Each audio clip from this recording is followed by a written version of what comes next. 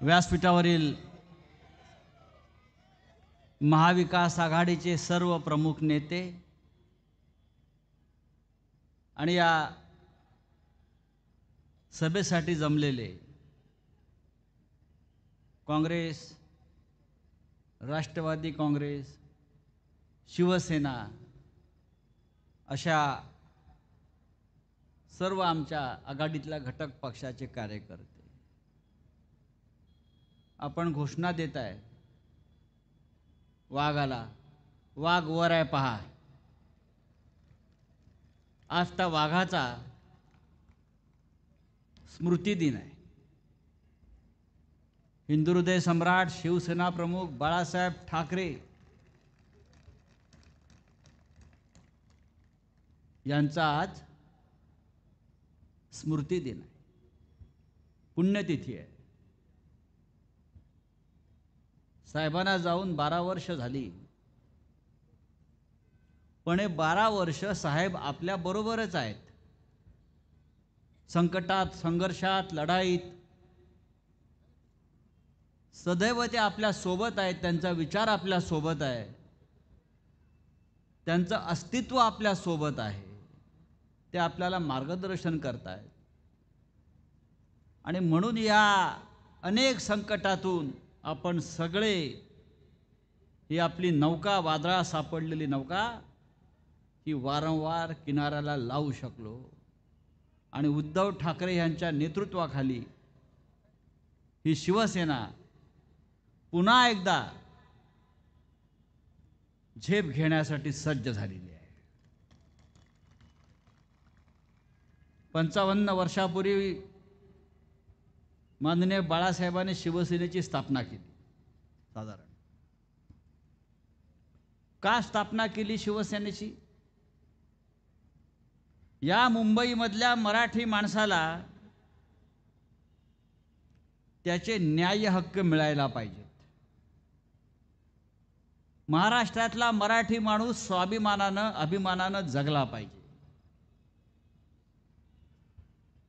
मराठी माणसाला वाटलं पाहिजे ही मुंबई माझी आहे, माझ्या मालकीची आहे. या मुंबईसाठी आम्ही 105 हुतात्मे दिले आणि तरी जर या मुंबईमध्ये आम्हाला कोणी गुलामासारखं, नोकरासारखं वागवत असेल तर त्यांना आव्हान देण्यासाठी बाळासाहेबांनी जी शिवसेना काढली. आज तोच प्रश्न आणि त्या समस्या पुन्हा एकदा 55 वर्षानंतर आपल्या समोर उभ्या आहेत.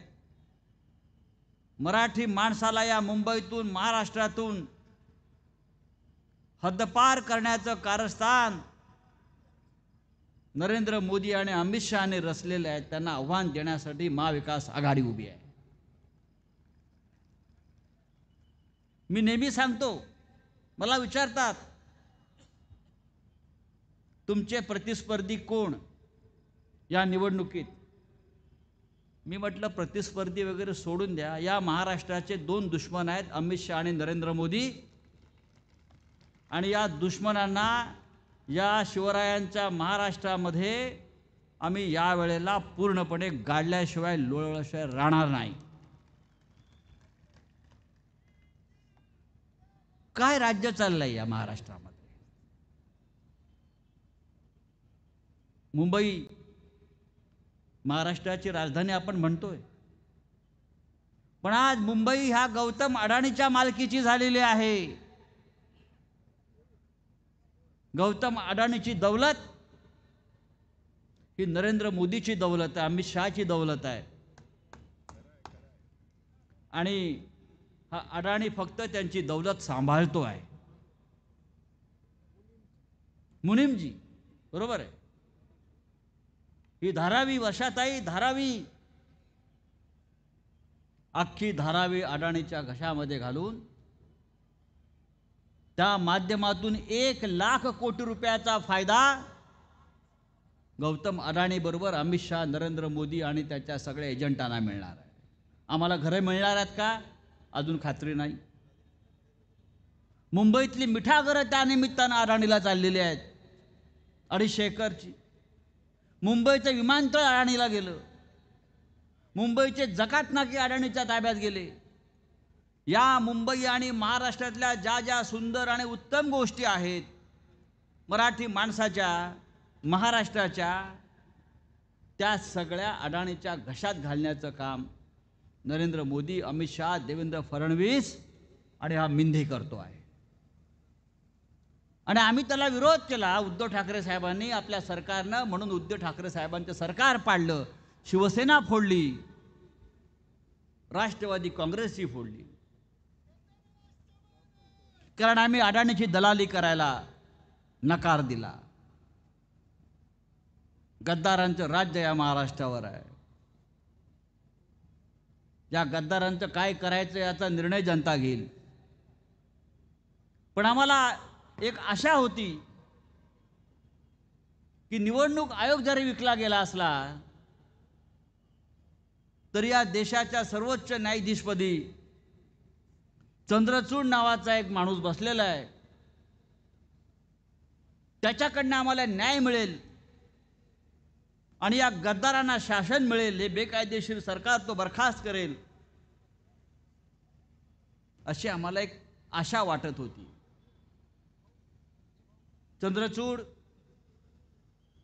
त्यांच्या जेव्हा त्या डायसवर बसायचे तेव्हा मोठ्या मोठ्या गप्पा मारायचे, भाषणं द्यायचे.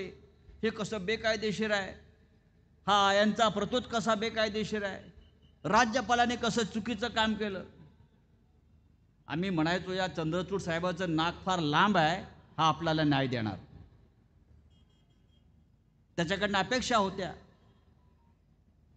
पण 2.5 वर्षानंतर चंद्रचूड निवृत्त झाले आणि तारखांवर तारखा देत हा आमचा विषय त्यांनी केराच्या टोपलीत टाकला. आणि अशा पद्धतीनं लोकशाहीची हत्या झाली, न्यायाची हत्या झाली. पण जरी तिथे त्यांनी न्याय मारला असला तरी 20 तारखेच्या मतदानाच्या दिवशी जनता न्याय केल्याशिवाय राहणार नाही आणि या महाराष्ट्रातला प्रत्येक गद्दार हा पराभूत झाल्याशिवाय राहणार नाही. ही लढाई महाराष्ट्राची आहे. ही लढाई फक्त शिवसेना, राष्ट्रवादी काँग्रेस किंवा काँग्रेस यांना सत्ता हवी आहे म्हणून नाही. ही लढाई महाराष्ट्र वाचवण्याची आहे, मुंबई वाचवण्याची आहे. मी तर प्रत्येक सभेत सांगतो, उमेदवार कोण आहे ते पाहू नका, चिन्ह काय आहे ते पाहू नका, मशाल आहे का, तुतारी आहे का, हात आहे का. या निवडणुकीमध्ये आपला महाराष्ट्र उभा आहे आणि आपल्याला महाराष्ट्राला विजयी करायचं आहे. 20 तारखेच्या मतदानामध्ये अशा प्रकारे मतदान केलं पाहिजे. 20 तारखेला साहेब आले. आज एकच निर्णय घेऊन उठायचे आपल्याला, एकच निर्णय की कोणी काही केलं तरी मात्र आम्ही आणि आमच्या रक्तामध्ये सळसळणारा भगवा रंग कधीही कुठे कुठे फिका पडू देणार नाही. मनामध्ये माझ तरी आपण मुजोर नाही, दिसतो सदे भोळे तरी मनगट कमजोर नाही. आपल्याला लढायचा कुणामध्ये चोर नाही, आपल्या एवढी कुणाचीही निष्ठा कठोर नाही. तुमच्या मनामध्ये आहे आपलाच भाग रे, आपण तरी कुणी बाळासाहेबांची लेकरे. सर्व सन्माननीय उद्धव साहेबांना विनंती आहे छत्रपती शिवाजी महाराजांच्या पुतळ्यास पुष्पहार अर्पण करावा. त्याचबरोबर छत्रपती शिवाजी महाराज की. त्यानंतर महात्मा ज्योतिबा फुले यांच्या प्रतिमेस पुष्पहार अर्पण करण्यात येत आहे. तसेच छत्रपती शाहू महाराज यांच्याही प्रतिमेस पुष्पहार अर्पण करण्यात येत आहे. भारतीय घटनेचे शिल्पकार डॉक्टर बाबासाहेब आंबेडकर यांच्या प्रतिमेस पुष्पहार अर्पण करण्यात येत आहे. आणि ज्यांचा आज स्मृतिदिन आहे, आपल्या सर्वांचे स्फूर्तिस्थान हिंदू हृदय सम्राट वंदनीय शिवसेना प्रमुख बाळासाहेब ठाकरे यांच्या प्रतिमेस पुष्पहार अर्पण करण्यात येत आहे. हिंदू हृदय सम्राट शिवसेना प्रमुख बाळासाहेब ठाकरे यांचा भारत माता की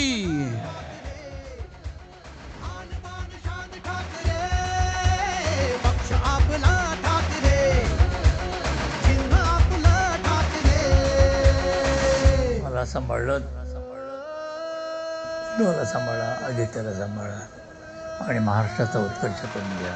महात्मा ज्योतिबा फुलेंचा, छत्रपती शाहू महाराज की, परमपूज्य डॉक्टर बाबासाहेब आंबेडकरांचा, वंदनीय हिंदू हृदय सम्राट शिवसेना प्रमुख बाळासाहेब ठाकरे यांचा.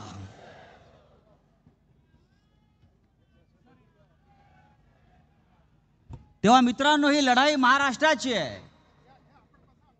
या निवडणुकीमध्ये आपला महाराष्ट्र उभा आहे आणि आपल्याला महाराष्ट्राला विजयी करायचा आहे. हे भारतीय जनता पक्षावाले नेहमी सांगत आले की जर नरेंद्र मोदीचा पराभव झाला, भाजपचा पराभव झाला, तर पाकिस्तानमध्ये म्हणे फटाके फुटतील. मी आता सांगतो, 23 तारखेला गुजरातमध्ये फटाके फुटायचे नसतील तर 20 तारखेला काळजीपूर्वक मतदान करा, महाविकास आघाडीला मतदान करा, नाहीतर 23 तारखेला गुजरातमध्ये फटाके फुटतील. हे राज्य आपलं आहे, हे राज्य मराठी माणसाचं आहे, हे राज्य 13 कोटी मराठी जनतेचं आहे. 106 हुतात्म्यांच्या बलिदानातून निर्माण झालेले महाराष्ट्र राज्य एखाद्या नरेंद्र मोदीच्या मित्राच्या घशात आम्ही जाऊ देणार नाही. आणि तशीच वेळ आली तर 105 हुतात्मे दिले, 1005 जणांचं बलिदान द्यायला हा महाराष्ट्र तयार आहे, शिवसेना तयार आहे, महाविकास आघाडी तयार आहे. काय चाललंय या राज्यामध्ये? या राज्यामध्ये गुंडगिरी, झुंडगिरी, भ्रष्टाचार याशिवाय वेगळं काही चाललेलं नाही आहे. हे राज्य बदनाम झालेलं आहे, महाराष्ट्र राज्य बदनाम झालं आहे, शिवरायांचं राज्य बदनाम झालं आहे. या राज्यामध्ये फक्त खोक्याची, पैशाची भाषा चालू आहे. या राज्यामध्ये निवडणुकीमध्ये पैसा अशा प्रकारे ओतला जातो, या पैसा जमिनीतनं येतोय की आकाशातून पडतोय तेच कळत नाहीये.